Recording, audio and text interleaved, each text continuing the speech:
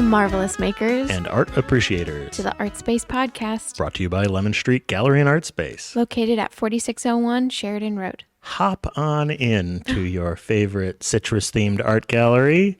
Yes. Hop because it was Easter recently, and it is not when you're listening to this, so we are dated already. Yes. Good job at that. And I am your host, Shelby Nesmith. And I'm Jake Hoy. And today we are with the wonderful mixed media artist, Dean Habbeger. How are you? Hi, I'm a little groggy from a little nap I had, but actually doing really well because the sun is out. Oh, yes. It's a glorious day. Mm-hmm. Oh, yeah. Cooler near the lake. When I left my house, it was like 72, but then down here it's like 63. So the walk by the lake yesterday was not that long. Yeah. We recently had your show on Saturday, mm-hmm. and it was another day where it was kind of warm where I live. I live like 3-4 miles inland, and I came dressed pretty much as I am today with like shorts and flip-flops, and then I get here and it was like 55, and I'm like so out of place. Everybody else was wearing hoodies and coats.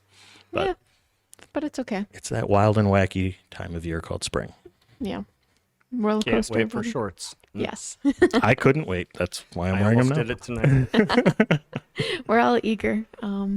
But the winter coats are away, and we're happy for that. So it's going to be a very chill night. We're pushing out as much energy as we can tonight. But it's going to be chill, and we know that's why you guys come here for the chill art podcast. So we're making it official. Yes, we're chill. So kick back, relax, and we're going to get into some questions with Dean and about his artwork.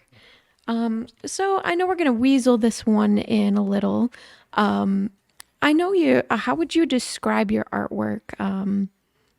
I know you do a lot of stuff with different objects, but in general, if you had to like put it kind of in a art movement or anything like that, what would you say it is? Well, I guess I have a few just words like eclectic, and that is I definitely have to do a variety of types of art. Mm-hmm. I paint, draw, work with mixed media with different traditional art materials, along with a lot of dried organic materials like lemon peels, orange peels, other types of leaves, all kinds of things. But as far as description, I'm really into still life a lot now. And not every piece has still life elements, but that's something I've been doing for a long time. As far as art movements, well, I don't know.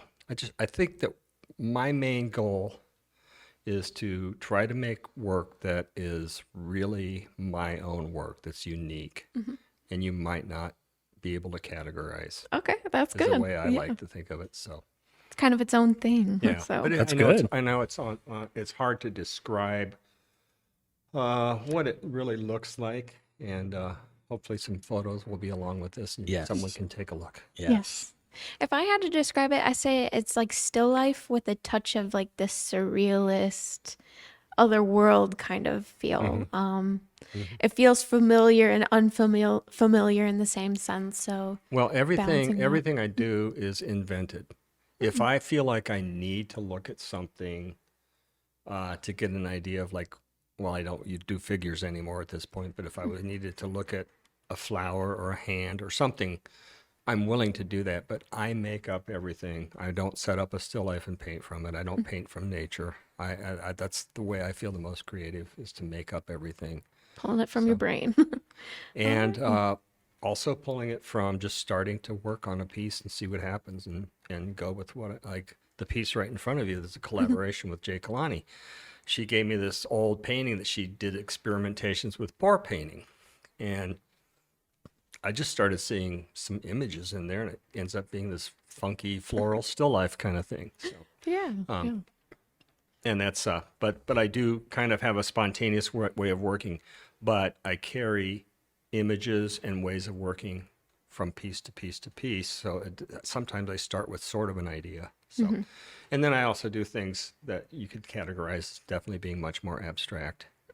I wouldn't call my still lifes necessarily representational, because they are invented. So I'm not representing it. I'm representing an invented world, I guess. So, Gotcha. okay. And that's where that's where I feel that slight surrealism comes in. So, Yeah, and yeah. some of the pieces in this show have that more, I think, than I have done before in a way. Yeah. It's a beautiful show. Thank you. I love it. It's original, and thanks. it's a cool contrast to 2 episodes ago. We had Sujit on, and he does watercolors, and he's naturescapes, and he talked about like painting from photographs or in real life and stuff. So now we got a totally different approach. And by the way, I really love artists who can do that. And I mean, in college, I had to work from life, and I can do it, but I just got to a point pretty fast where I was like, I want to invent things. So that's where I'm at. All righty. Well, let's rewind Yes. a little bit here and go back to the beginning. How did you first get into art, and what were some of your earliest art memories? My earliest art memories are basically from my grandma Habegger. She did handmade sofa pillows, and something that I just looked up today because I never really knew what, I don't think she called it this, but yo-yo clown dolls. So what that is like she would have fabric scraps and she would turn them into these slightly puffy discs and then make the arms and legs and the body of these clowns, and then she would hand paint the faces, and they were really tremendous. And one thing I noticed as I got older and I saw hers is they were really top notch compared to other people who were doing those things. But, Wow. so sofa pillows, yo-yo dolls. Later on, I found out that, well, she also hand colored black and white photographs, particularly for my older brothers. Oh, that's Their neat. senior pictures in the 1960s. Black and white, she hand colored them. And then I found out later that she actually did watercolors and oils years before that I didn't know about till much later. Wow. Hidden talents from grandma. And She's busy. My grandfather Habegger died before I was even born, so he died in the early 50s, I guess. And apparently she went down. It's just in Bern, Indiana, and apparently she went down to Indianapolis to Heron School of Art and took classes. Oh.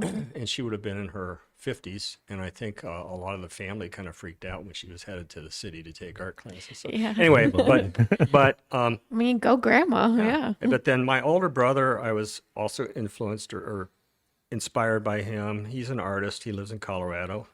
I'll be going to see him soon. He was inspired by her, and I was inspired by both of them. And then the other thing that's really found interesting is that in my local community of Bern, Indiana, there would be an art show every year at the Ford dealership showroom. And it was, and it kind of inspired me. So I came from a small town in Indiana, no experience to fine art in general, really, but there was just these things that I think that's part of why I do a lot of what I do. There's this, I think I have a very strong influence of Midwestern Indiana craft. Yeah. So, Yeah. and Get I think that- that's about it for that I think we got to reach out to some of our car dealerships and have some pop-up art galleries or something. Yeah. Yeah. Lynch Chevrolet, are you listening? I think I was in the show one year. I was in college. I was married pretty young the first time, and lived in my hometown for a year. And I think that fall I actually put probably an abstract painting in that show, and it stuck out a little bit. But because there was a my great aunt and some other local people used to have their claim to fame was doing paintings of the local covered bridge. So Gotcha. anyway, Covered bridge. so that covers that pretty well. Well, I'm glad you had that support system to kind of help you through that and navigate that being self-taught. And it seems like you had people to go to if you ever It wasn't wanted. so much. It's not like they were direct mentors or anything. Okay. It's exposure and visual exposure as much as anything, and just seeing that hey, people do this. So as And a you kid, could it's do it nice to know that too. other people do that. So maybe that I can get interested in that. Oh, well, that's nice. We love that. All right. Yeah. So we've delved into the Hoosier roots. Oh, yes. I just had to use the phrase Hoosier roots. I don't know. I appreciate it. Well, Thank you guys for are both Pennsylvania, though. Oh, Yeah. born in Pennsylvania, but But I was my gonna say, parents I'm were from born- Indiana, and they ended and you up have an Indiana shirt on right now. Yeah. and, my alma mater. and Shelby's from Indiana too. You were born in Valparaiso. So I'm Oh, Hoosier. I Yes. like I'm the only Valparaiso. non Hoosier here. I'm the didn't only know that. Badger. We don't go by Badger really. Wisconsinite. Wisconsinite. Yeah. Of course, Kenosha. no one really knows what a Hoosier is anyway. Yeah, I was gonna say I know it's a Shelby's practically in the region, though. Yeah. Yes. You know what that is, Jake? Yeah. no. That is the area of Indiana, northwest Indiana, near Chicago, is known as the region. Yes. That's the name for that area. And in college, I remember hearing the term region rats for some reason. Yeah, The because steel mills and the ugly steel mills. yeah, and then Gary's over there. We don't talk about Gary. He's like our or Bruno. yeah. Well, Gary, Indiana. We don't talk about him too much. So Gary, Indiana. Yes. Gary, Indiana. Oh, the Music Man. My dad used to sing that song. I think that's the Music Man. but, yeah. Okay. We don't have the region. That's catchy. Yeah. We don't have that around. We don't- And down at Indiana University in Bloomington in the 70s, there was a lot of guys from the region who came to school down there. I had on my couple dorm floors I lived on, there was probably at least 10 guys from the region. So I've heard people say that we're the cheddar curtain. Oh yeah. That's I don't know. That's Yeah. more joking than anything, though. Nobody says it like. Well, that's interesting because my hometown is a cheese town, Bern, Indiana, a friendly Yeah? Swiss community. Okay. And there's a cheese factory there that, in high school, we got at basketball games, particularly the nearby school, they used to yell at us and call us the cheese eaters. Oh, Whoa, And that boy, we little Wisconsin down there. Aw. But yeah, so moving on right along now that we've gotten into our roots a little. So who were some influences, or what are some influences on your artwork? Well, definitely, my grandmother and my brother influenced helped me have an interest in art. And then once I got to college and started studying art more on a formal basis, excuse me, I definitely was into abstract expressionism, maybe as a reaction to the, pretty landscape pictures I grew up around. I don't know. And that had a definite influence on me. And then really into almost anything early European modernism. And then I'd say the really huge influence was early 20th century American painters. I'll just to name a few: Arthur Dove, Marston Hartley, Georgia O'Keeffe, early American modernism, and let's see. Oh, and then I started getting to. I think I discovered Kurt Schwitter's German artist who did this incredible. He had, was it called the Merzbau? He turned his house into a piece of artwork and he was a collage artist too, but he just had all kinds of things built up in his house. And I think that's part of what really kind of inspired me to think maybe I need to go just beyond painting. So, Oh, nice. but other things like country crafts, Midwestern crafts, mass-produced kitsch objects. And then I think I think I really got in being influenced by things that show what possibilities art can have. I stick to making objects. That's what I want to do. I have to make objects.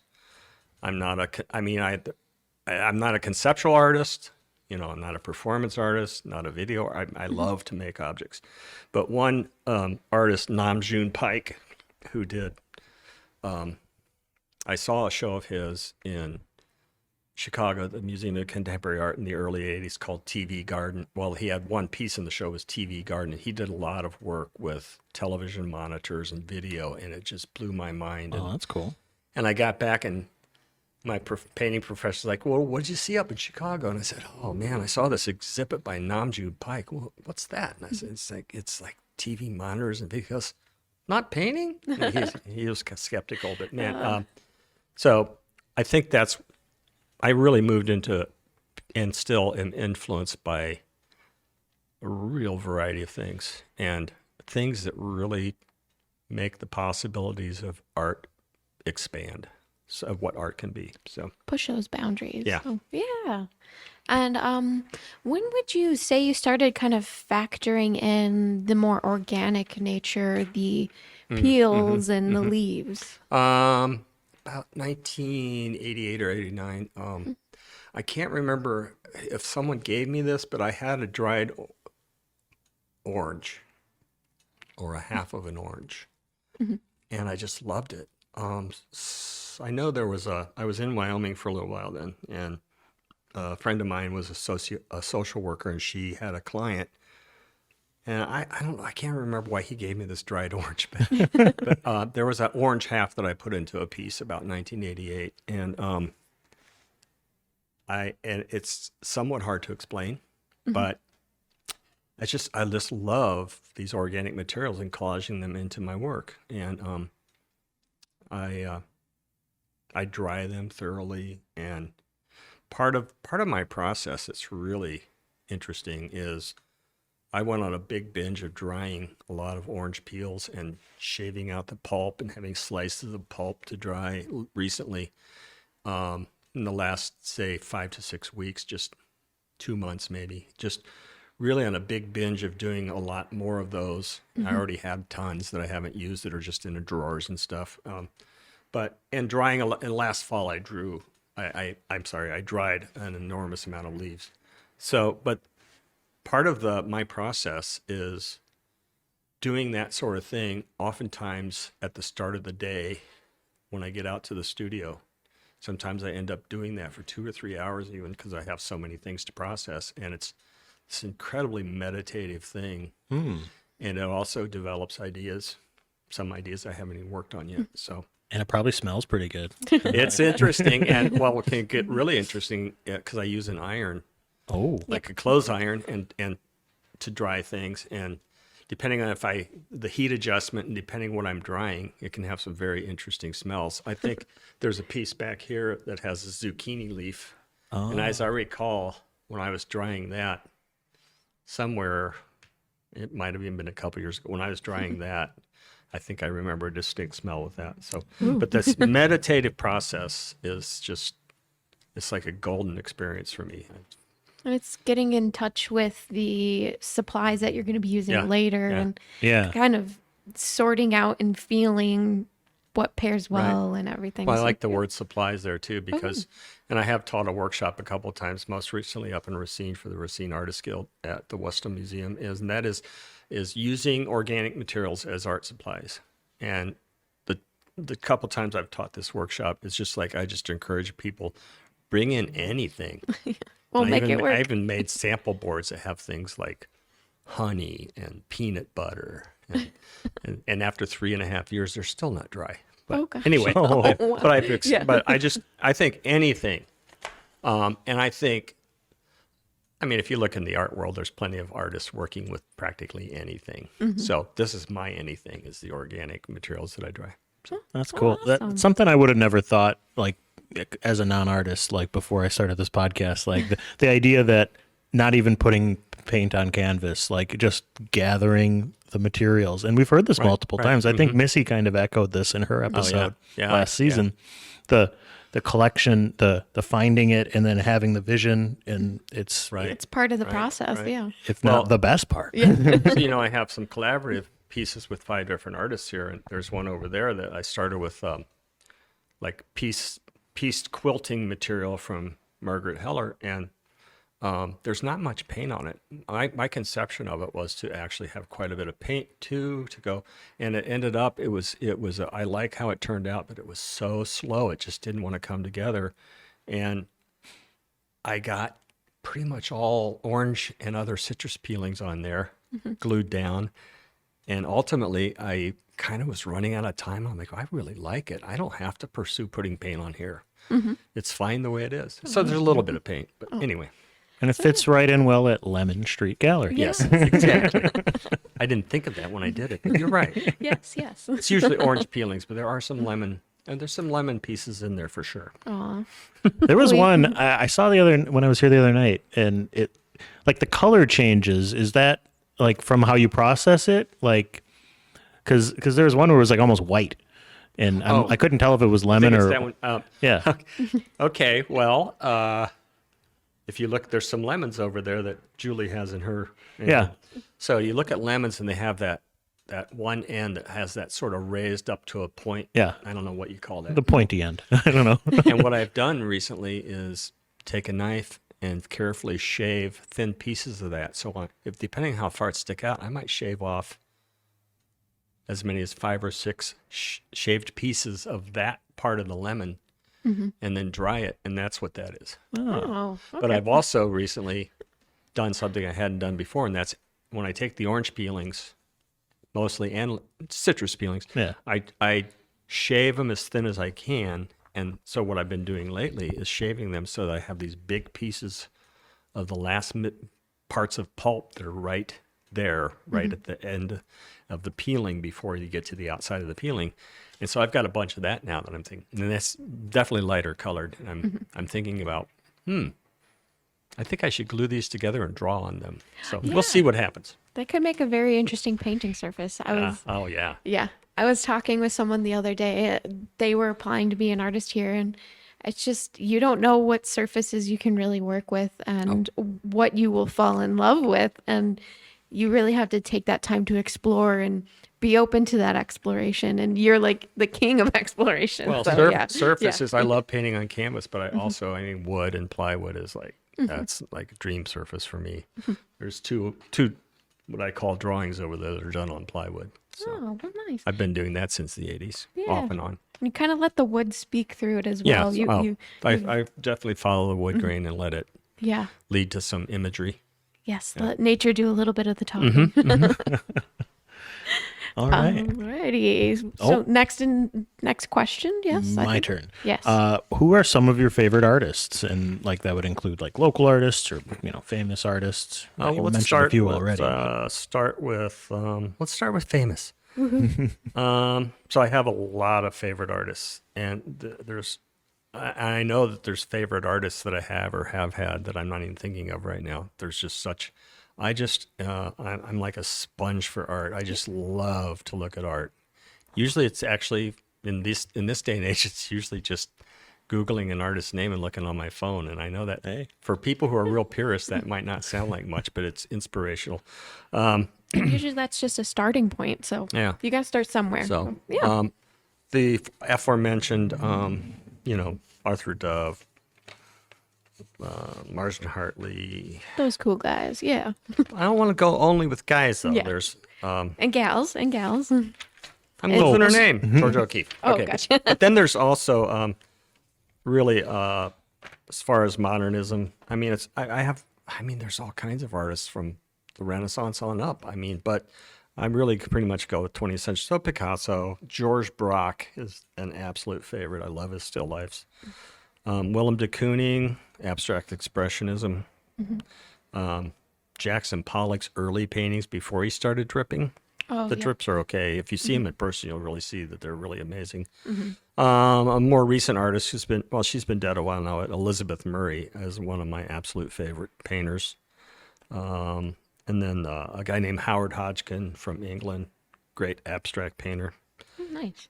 And lately, after I watched a video about him about 10 years ago, Andy Goldsworthy, who look him up. Okay, we will. Yeah. And he works out in nature with ice and rocks and leaves, and it's just amazing work.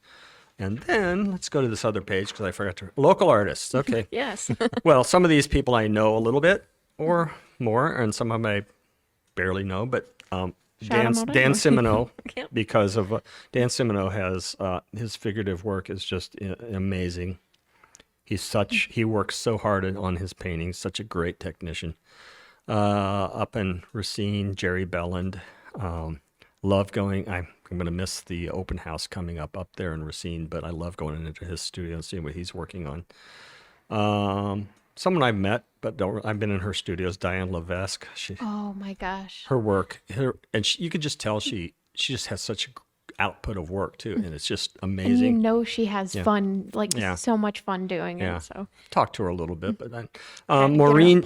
Fritchen, whose studio I think is next door or 2 doors down. She does I don't know, would you call it conceptual? I don't know. It's just really, it's very contemporary with really interesting materials like foam, especially lately. Yeah. So, and and kind of organic, and they again, it kind of falls in a similar feeling of yours, where it feels familiar but very Right, alien at the right. same time. So but she's doing sculpture, much larger work Yeah. than I am, but She's got big foam, which I'll get to that sculptures. later. Yeah. Because you got some big work. Yeah. Well, that's that's the biggest painting I've completed in many, many years. What size is that? It's about 69 high, 69 inches by about 51. Wow. It's actually a painting I started in the 80s, believe it or not. But I work on things, and then I let them go, and then years later I'll come back to them.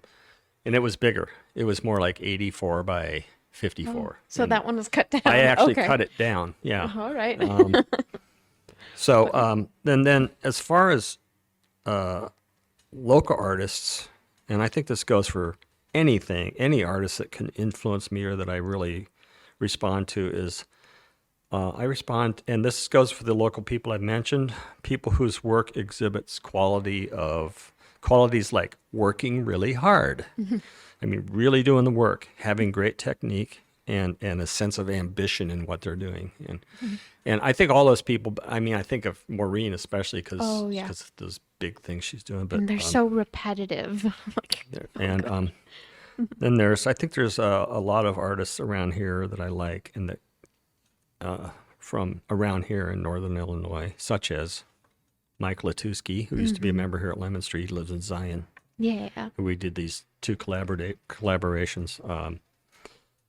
So it's a pretty good list of Yeah. influences. Oh, definitely. And as always, there's always way too many. Yeah. I'm just And you're probably forgetting someone. yes, I am. And and as far as local people, and I didn't mention anyone from Lemon Street. I think that's a good tact there to not mention anyone. But Yeah.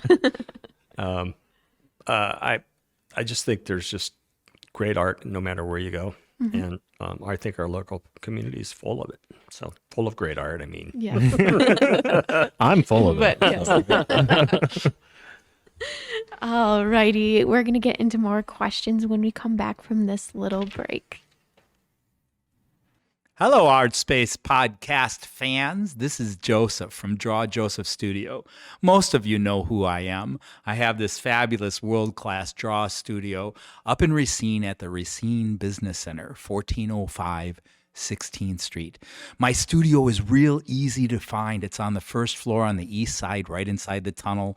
If you know the Racine Business Center, it's a big, tall brick building, and there's a big Von Schrader on the east side of the building, and the tunnel's right underneath the Von. So come in the tunnel, first studio to your right. And on every Tuesday afternoon at 5:30, the gates open up, and at 6 p.m., I have a model posing. You're invited. It's free. Tip the model. Hope to see you there. And we are back from our fantastic little break. Yay. all right. Why was it fantastic? I don't know. I talked too much during the break, so No. let's hope I don't clam up now. No, you're good.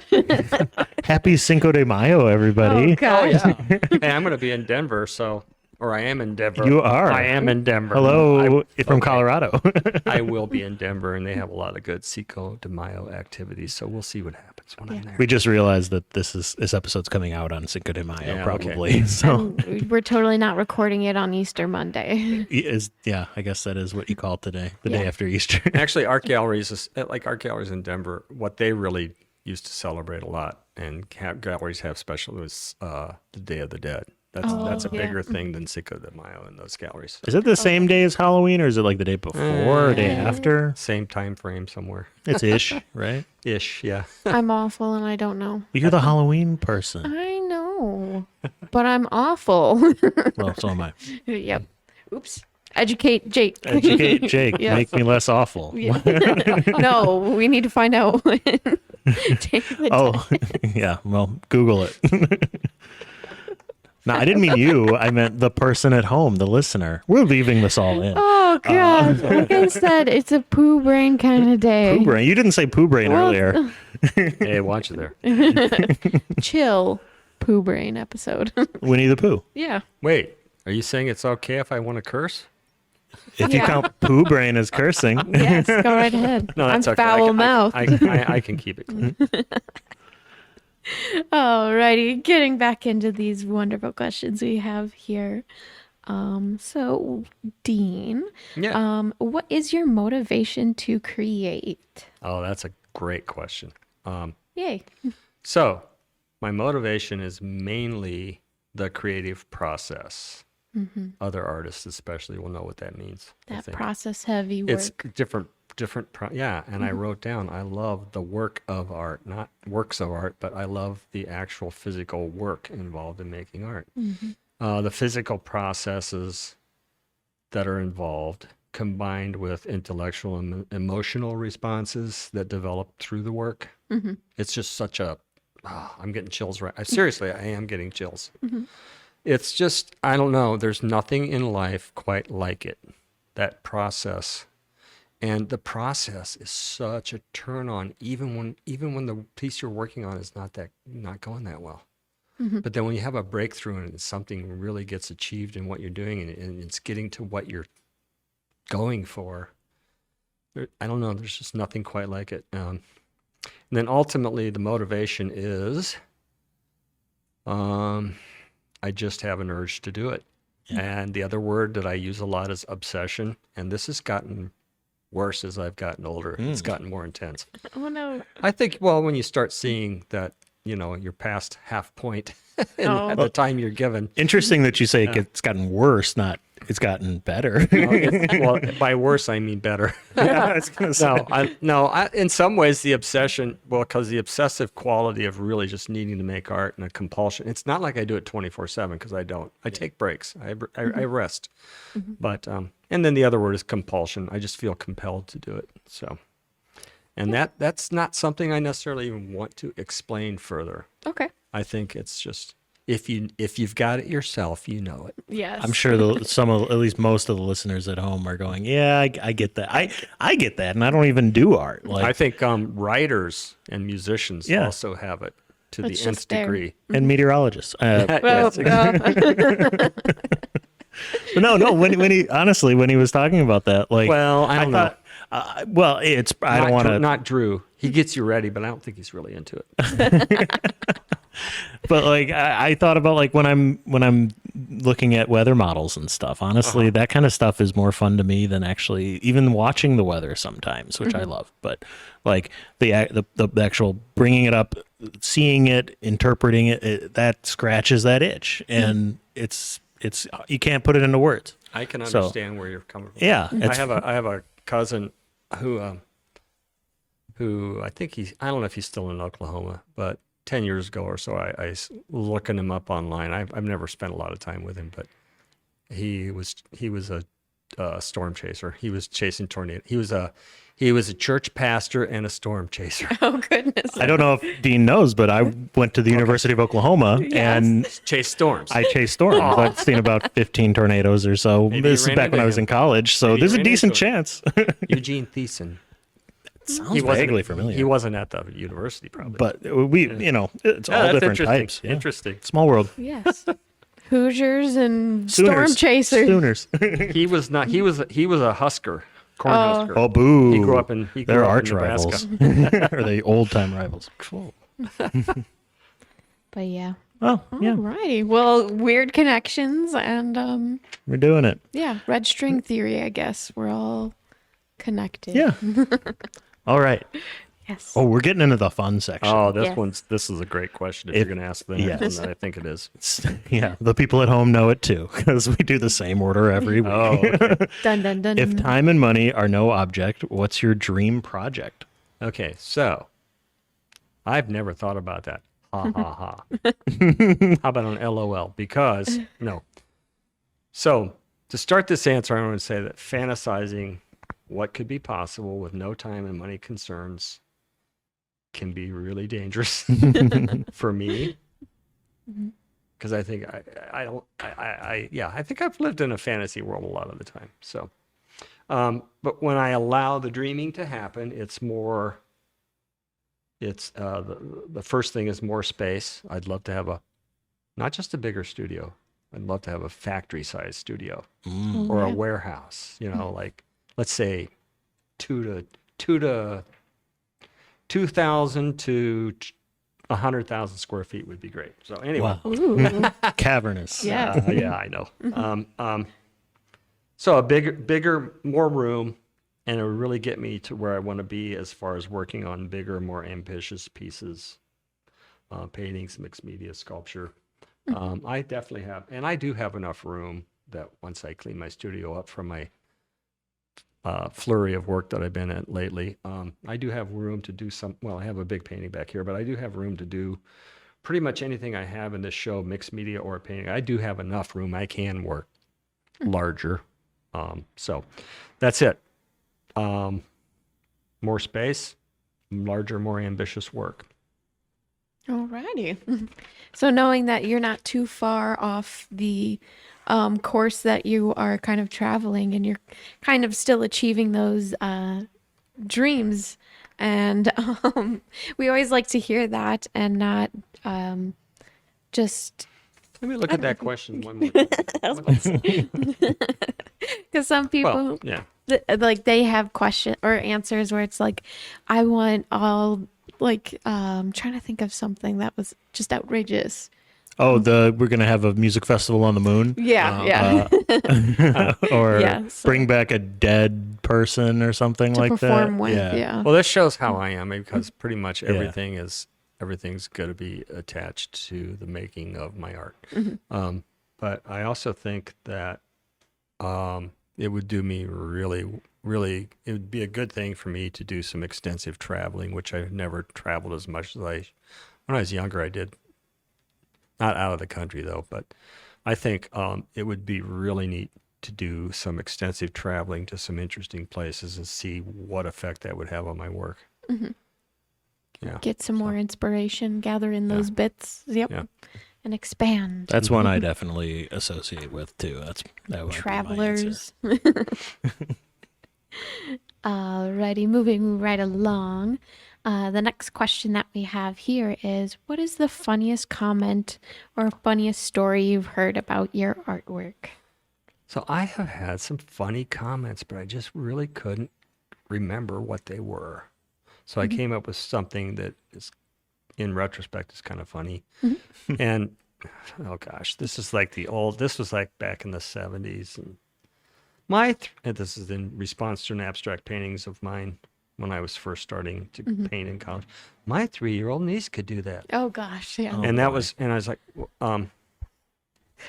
a side note is, no, your 3-year-old niece couldn't, because she doesn't have the preceding work that builds up to that to do it. But anyway, Yeah, we're this not was gonna- heard from a friend of a friend in college, visiting for the weekend probably.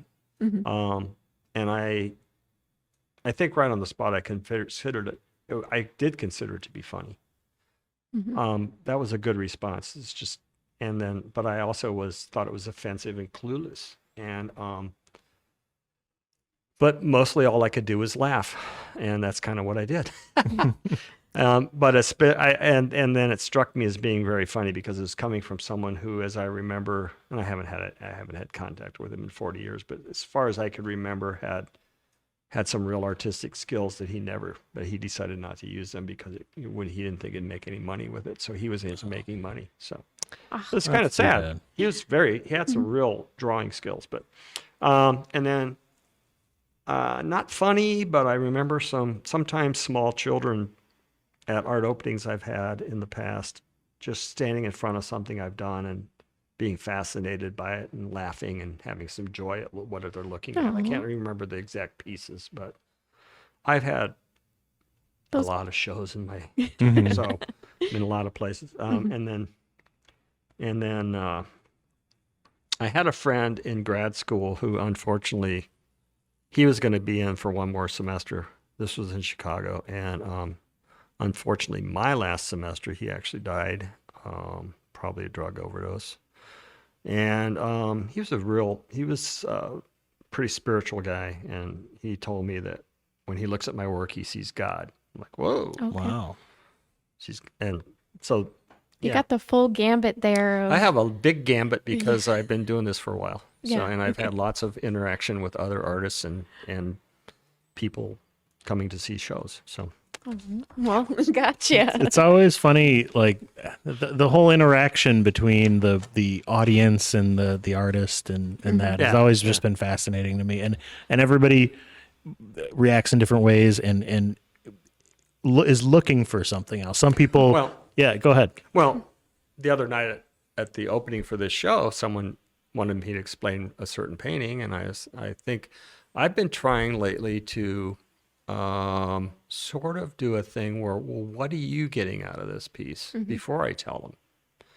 And this particular interaction, I said that kind of, and then I said, but I'll tell you first. But I've noticed that, well, the last few years, having more exhibits than I had in quite a while, I'm actually getting back in the groove of talking about my work better with people at openings. But sometimes I'm stumped as to why a piece is a certain way, and I just know that when I started exhibiting more again in the last few years, I remember like someone says, "Tell me about your work," or "Tell me about this piece," and I've had several people where I start talking about it, and I just see them glaze over within about 20 seconds because I think I don't know. I don't know why, but I think I'm getting better at it. So Yeah. I know with your work being process heavy, you want to explain the process. You want to really, yes, exactly. yeah, you want to inform that part. And unfortunately, a lot of people don't. That's why I love talking to other artists because Yes. they get it. Yes. They know. And as someone who loves printmaking and mixed media, Right. I understand Yeah. it's so hard to Yeah, it really is. convey that energy that went Right. into this. And so it's a hard thing to tackle of gauging whether, all right, does this person want to know the process or more of the story, the end, whatever that's on the wall. So Well, it's kind of weird to be where I'm at with sometimes having a hard time talking to people who are not necessarily artists or don't know processes. Is that probably 40 years ago, I had one friend in particular that knew nothing about art, and I kind of worked with him in a parks department mowing grass and stuff, and I made a decision that my work has to, I want to try to speak through my work and how I talk with people. I want to really have people who don't know much about art. I want to try to make work that relates to a broad range of people. And I think there have been times when I've kind of lost that a little bit. When I lived in Denver and I was involved in a artist co-op and having in shows all the time, and the art scene there was incredible then. I think it's even huge. It's big now.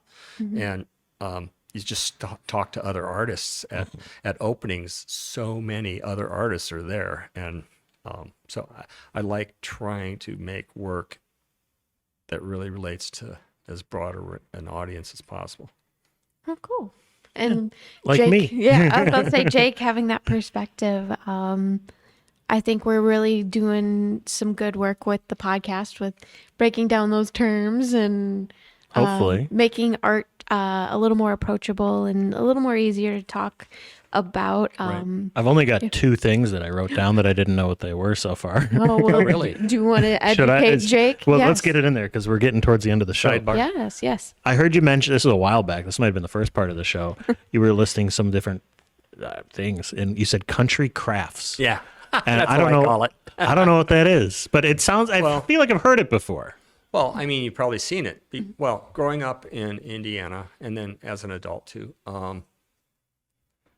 you just, I'm trying you just see, there's something called toll painting. You ever heard of that? No. It's sort of like still life, but it's like a hobby. It's not hobby. It's craft painting. It's kind of not considered fine art, but that's what I would call a country craft. It's hard Here's to something that doesn't really inspire me, but there's a lot of this, used to be a lot of this in Indiana in the countryside, is you drive by someone's house and they have silhouette cutouts of grandma and grandpa Oh. bent over Yeah. picking weeds or something like Yeah. that. Oh yeah, definitely. What else? There's just all kind. I mean, it can be baskets. I mean, there can be. It's just such a variety of, and you see it in the Midwest a lot. So It's like weird slice of life, yeah, still lifes, if that makes sense. Yeah. that's what Like painting. Farm Decorative still things. lives. Yeah, Oh, yeah. painting on saw blades. Oh yeah. Yeah. That kind of thing. Barn quilts kind of fall Barn into quilts, that. yeah. Yeah, yeah, and that kind of stuff. So there's just a lot of that where I come from, and I know, well, there's probably a lot in Oh, yeah, Wisconsin too. Mm-hmm. I mean, I don't necessarily go seeking that kind of stuff out, but I think it had a big influence Yeah, on it was me. an influence. And my ex-wife was really into, and I am too, mass-produced kitsch objects, which That was the other thing Yeah, so I had written down as kitsch. I've been told maybe I shouldn't use the word kitsch, but I don't know how. I'd have to look up the It's a definition. very it's hard not to use the word itself. It's usually mass-produced, Mm-hmm. like mass-produced figurines. like bobbleheads or something. That could be that. It could be my late mother-in-law, my ex-wife's mother, had a lot of sort of, inexpensive, Do you- mass-produced Yeah. figurines and things around. Do you remember like Precious Moments? Yeah, yeah, yeah. Angels. Yeah, there's all kinds. I mean, That's there's kitsch it's- art. My grandma used to have Hummels. Yeah. Oh, and yeah. that had a huge influence Mm-hmm. growing up around that on my ex-wife, and she did paintings with kitsch objects in them that are really cool. Oh, that's cool. Mm-hmm. And then, but I try not to use the term kitsch too often because I think in certain places it can kind of devalue what I'm doing. To certain people, it might devalue what I'm doing but it's Because there's a stigma attached. yeah, there is with definitely it. a stigma. It's not fine art. Okay. Yeah. And yes, I do consider what I do to be fine art, but I mean, hey, you're influenced by what you're influenced by. Yeah. I'm influenced by all kinds of things, including stuff growing up in a small town in the Midwest. So, Yeah. Awesome. Well, this has been Educate Jake. Yay. ding ding. We did it. And I think we're getting into our final question here. Oh my. Yes. So, what you already touched on this a little bit, but Yeah, I we'll can bring touch on back. it more. What are some of your thoughts on the local art community strengths? Okay. I ways to actually wrote improve? quite a bit about this. I took quite a bit of notes on this one. So for me, the local art community, and this is part of my travels around and people I place. I mean, I've shown work in Illinois, and the local art community to me is basically northeastern Illinois, Lake County mainly, up to Racine. I go up to. I don't know people in Milwaukee very much, but I go up and look at art there. But that's the local community that I'm talking about, and I think it's really strong. There's so many good artists, as there are everywhere you go. Really, it's amazing. And I think there's a lot of dedicated artists and that doing really strong work. And sometimes I think some very unique work. Like I think Michael Tuski's work is very unique. My friend Tim, the wire sculptor Tim Flynn from Waukegan, I think a lot of his work is very unique. So I guess something I wrote down here is I've lived in some really great places for art, and particularly Denver in the 90s. And I feel although it's very different, it really is in a lot of ways. I don't want to go too deep into it. I feel around here, energized by the community and the interactions I have in a similar way as I did in Denver. So. And believe me, I was totally. I mean, this gallery I was in, we had art openings every 2 weeks. Wow. And I went to all of it was lots of artist co-ops, and I went to all of those all the time. And there's even more now. So, I think what was the second part of that question is ways to improve. Yeah. Well, Okay. yeah. Give us some notes. Or anything you want to see happen. Yeah, I'm not totally sure about how ways to improve exactly, but I guess it's important for me personally to be around other artists who are dedicated to what they're doing in a highly developed, serious way. And I think as probably anywhere, I think there's people at all different stages of development. And I think there's people come to art at different times of their life. Some people study art for way too long, like I did. So I many artists around of all levels, talent-wise and experience-wise. And I think a sure way to improve what's already got some great things going is to work to create an environment. I'm reading this one this time. Yeah. To create an environment where the most dedicated practitioners of art can be recognized. I think that's important, that people who have put in the time and really made an effort to really create something, maybe even a legacy, can be recognized and in turn be of inspiration to or mentor others who are earlier in finding their way. Yeah. I love that. Yeah. And I would put myself in a category of someone who I would say, yeah, I'm a mature artist. I've been doing it a long time. I think I have, even though I do like 5 different types of work, I feel like each one of those types of work is pretty highly developed. But I love to talk to other artists of all stages. And I find one thing that I think could be improved in this community is I don't think there's enough young people. I don't have enough interaction with younger artists, and I don't know why that is. Here's one. You got Shelby now. Yes. Here, I'm working on it. I'm working there's, on it. Here at Lemon Street, the artist membership, the people that I've met and know the most, it's pretty up there in age. But I know there are younger members, some too. So I just, I think one thing that could really improve this exact direct community, and I don't know how you do this, because is for the people who are members to come to the openings more. Yes. I missed last month because I was sick. I'm not going to make everyone, but I know I'm sure I haven't met half the members yet. And in my history, being in a co-op that was only 30 members, it was less, and then we made it to 30. Most of the people were, I'd say half to almost everyone was at almost every opening, every 2 weeks. Of course, there was always lots of beer. Maybe we need to motivate them with beer. I don't advocate a lot of beer at openings these days, but we used to have kegs. Ooh. It was a real party scene. I think all of those galleries have gone away from the every 2 week shows now, though. Gotta slow the pace it was down. Intense. That's a lot. I was only in my 30s and I didn't have kids quite yet. So Gotcha. But yeah, I'd like to, touching on what you said, I actually have some secret plans that I'm working on, getting a mentorship program together. Well, I think that some personal discussions I've had with some various people over the recent past is that as someone who's older and has been doing this for a really long time, in some ways, what's going on in the world of art, I feel a little bit out of touch with some things, a little disconnected, a little bit like a dinosaur sometimes. And I'm not going to go on a pity party here, but I don't think what I do is necessarily seen as all that important in light of what's going on in the world and in the art world at this point in time. I'm not experimenting with the current contemporary art world concepts that are really hot this right now. But I didn't. You're not I didn't following back then trends. Not following trends. Gotcha. And you can look at me. I'm certainly not. I'm certainly not on TikTok and I'm not really, and I'm also not highly diverse.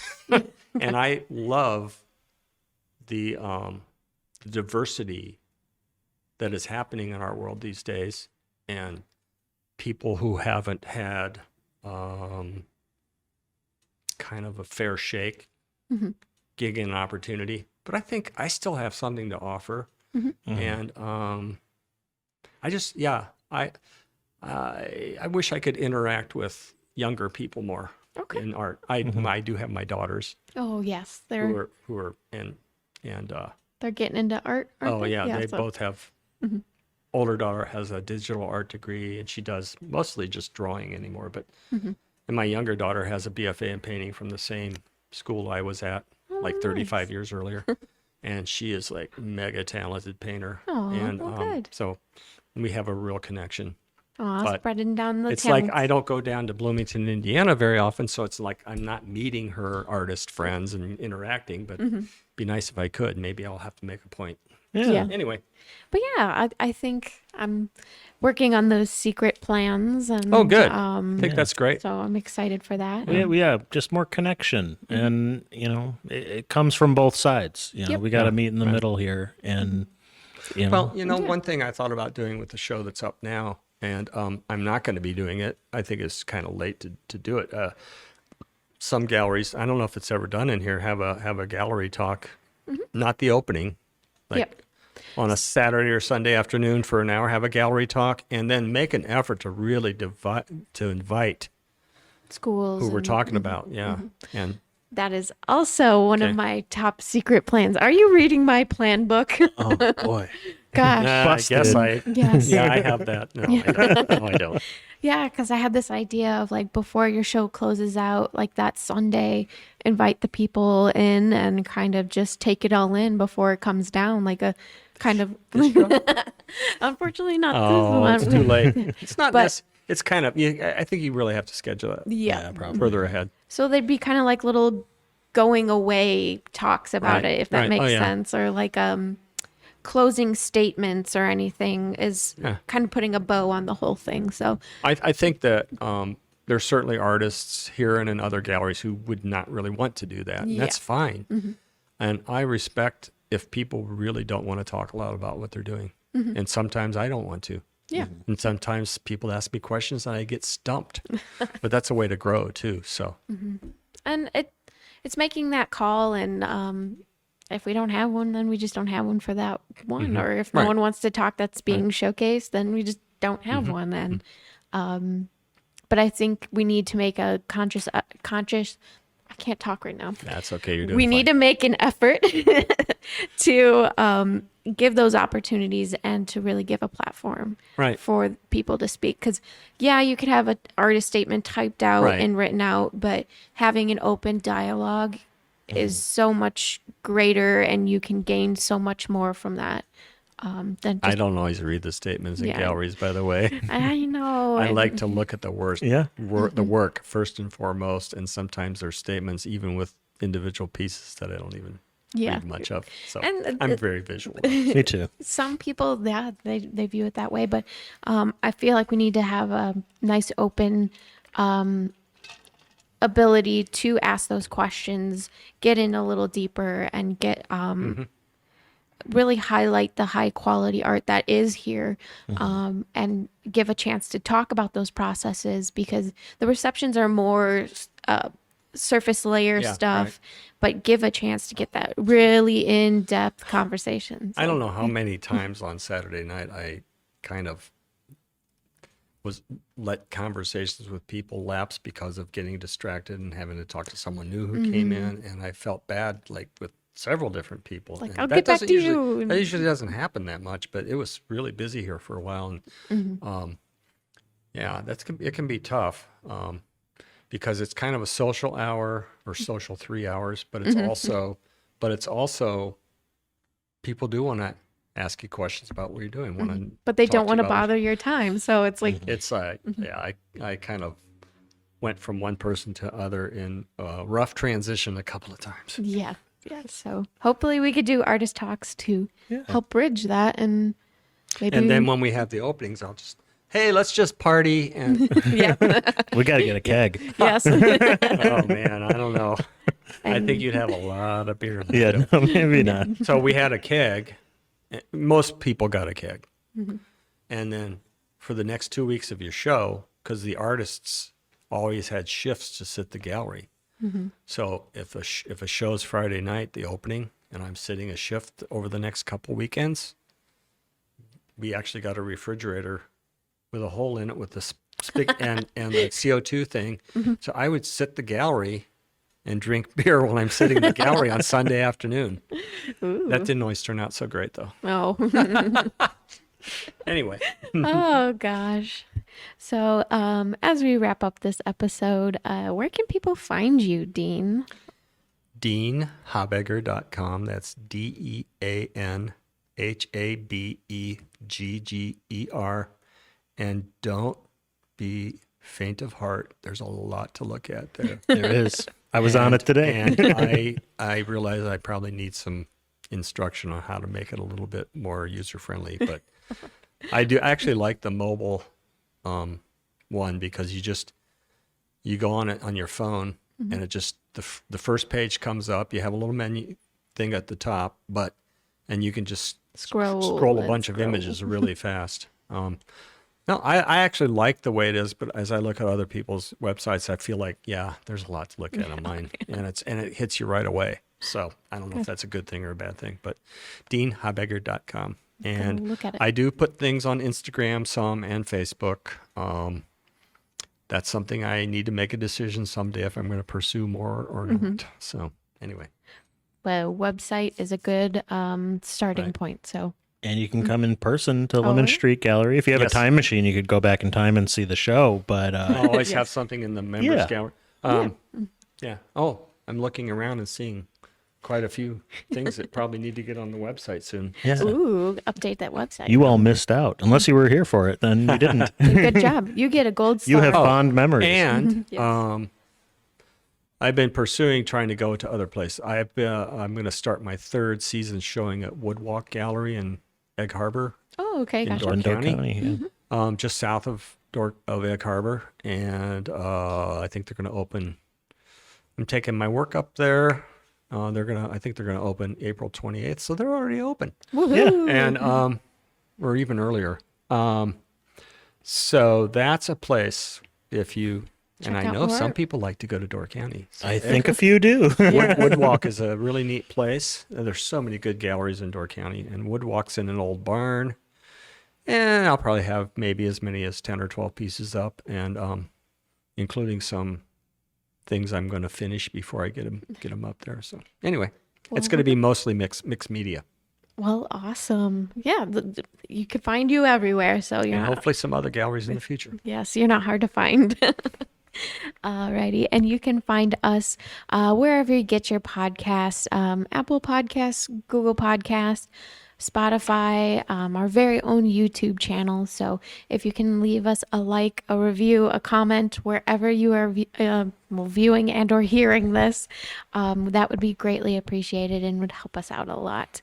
And a big thank you to Would You Kindly for our intro, outro music. Yes. Big shout out to you guys. And you can also find us on social media, the ArtSpace Podcast on Facebook, the ArtSpace Pod on Instagram, and like I mentioned before, our YouTube channel. So we got a lot going on. And there's the group on Facebook, The Marvelous Makers and Art Appreciators. Yes. If you are an artist at home wanting to be part of this conversation, post some stuff on there. Yeah. Or if you're just an art advocate in the area and you want to get in touch and learn about local events that are happening, we share a lot of stuff on there. Follow along. Yes. You'll find how to engage. And that's what we've talked about. We need to come together, engage. Pop that bubble. A rising tide lifts all ships. Insert all of our quotes. But Sounds great. yes. So go do those things and have a good rest of your day and or night. Thank you for having me. Yes. Thanks for being here. And I think that about wraps it up for this episode, and we will see you in the next one. Bye. Depression, addiction, the thrill that you seek. Our restlessness cages the fire we need. We're here to